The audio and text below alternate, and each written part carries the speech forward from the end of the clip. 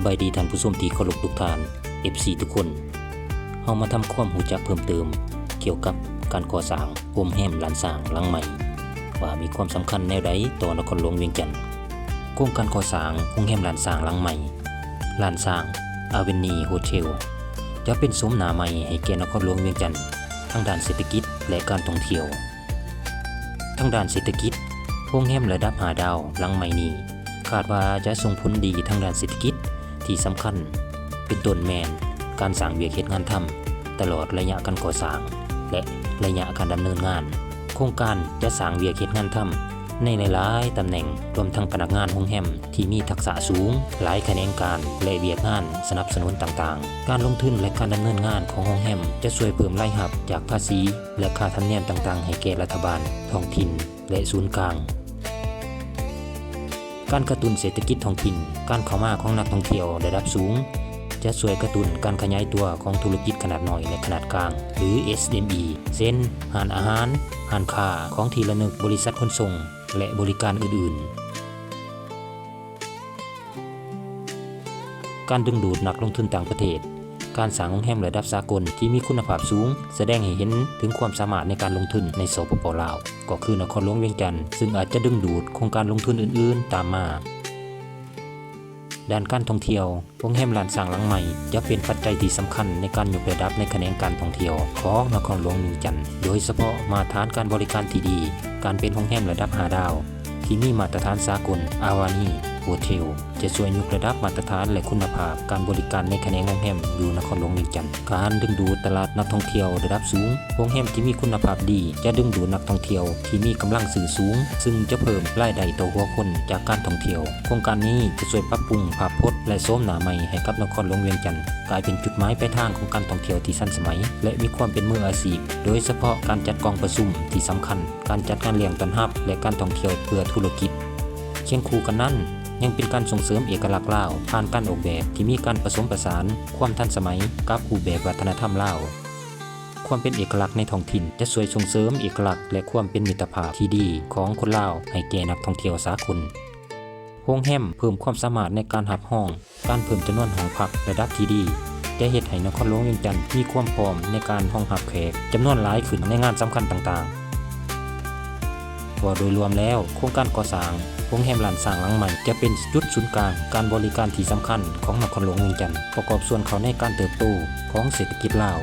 และเฮ็ดให้นครหลวงเวียงจันทน์กลายเป็นเมืองที่ดึงดูดการลงทุนและนักท่องเที่ยวทั้งภายในและต่างประเทศหลายขึ้น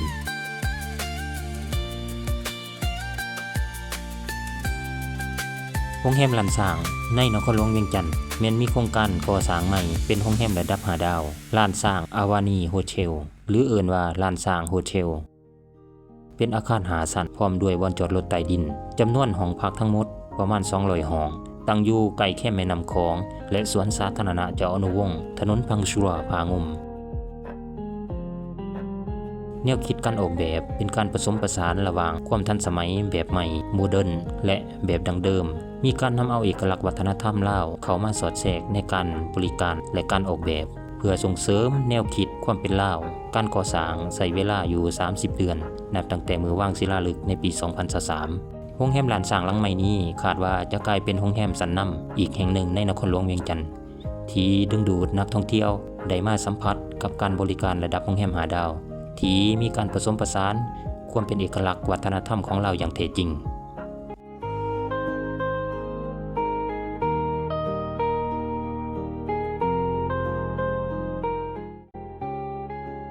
โรงแรมลานสร้างหลังใหม่ถือเป็นโครงการพัฒนาที่สำคัญและจะนำเอามิติใหม่มาสู่ตลาดโรงแรมและการท่องเที่ยวของลาวโดยเฉพาะในสายตาของนักท่องเที่ยวรูปทรงใหม่ที่ทันสมัยการก่อสร้างหลังใหม่เฮ็ดให้โรงแรมมีการออกแบบที่โดดเด่นทันสมัยและสอดคล้องกับมาตรฐานโรงแรมระดับสากลมันได้แสดงถึงความพร้อมของลาวในการต้อนรับนักท่องเที่ยวระดับสูงการบริการระดับพรีเมียมจะมาพร้อมกับสิ่งอำนวยความสะดวกที่สำคัญและการบริการที่มีคุณภาพสูงกว่าเก่าเช่นห้องพักที่หรูหราร้านอาหารและบาร์ที่หลากหลายสปาและสถานที่ออกกำลังกายอื่นๆโรงแรมลานสร้างตั้งอยู่ในจุดที่มีความสะดวกสบายใจกลางนครหลวงเวียงจันทน์ม มันเป็นทางเลือกที่ดีเลิศสำหรับนักท่องเที่ยวที่ต้องการเข้าถึงสถานที่สำคัญได้ง่ายเช่นแหล่งท่องเที่ยวในนครหลวงเวียงจันทน์สำหรับมุมมองของนักลงทุนสิ่งดังกล่าวได้กลายเป็นสัญลักษณ์ของการเติบโตและสัญลักษณ์ที่ดีเด่นต่อนักลงทุนในแขนงการท่องเที่ยวและการบริการของลาวชี้ให้เห็นถึงความเชื่อมั่นของการลงทุนต่อเศรษฐกิจของประเทศการยกระดับมาตรฐานโรงแรมล้านสร้างหลังใหม่ได้กลายเป็นมาตรฐานใหม่ให้แก่โรงแรมอื่นๆในประเทศซึ่งกระตุ้นให้การแข่งขันและพัฒนาคุณภาพในแขนงการโดยรวมการดึงดูดธุรกิจและกองประชุมด้วยห้องประชุมและพื้นที่จัดงานที่มีความทันสมัยโรงแรมจะช่วยเพิ่มความสะดวกและสามารถในการจัดสัมมนากองประชุมระดับสากลและงานพบปะธุรกิจซึ่งเป็นการเพิ่มโอกาสในการลงทุนอื่นๆตามมาว่ารวมแล้วโรงแรมล้านสร้างหลังใหม่จะเป็นการเพิ่มมูลค่าให้แก่ภาพลักษณ์การท่องเที่ยวของลาวและเป็นปัจจัยที่สำคัญในการดึงดูดการท่องเที่ยวและนักท่องเที่ยวเข้ามาลงทุนด้วยคุณภาพและความโดดเด่นในรูปแบบใหม่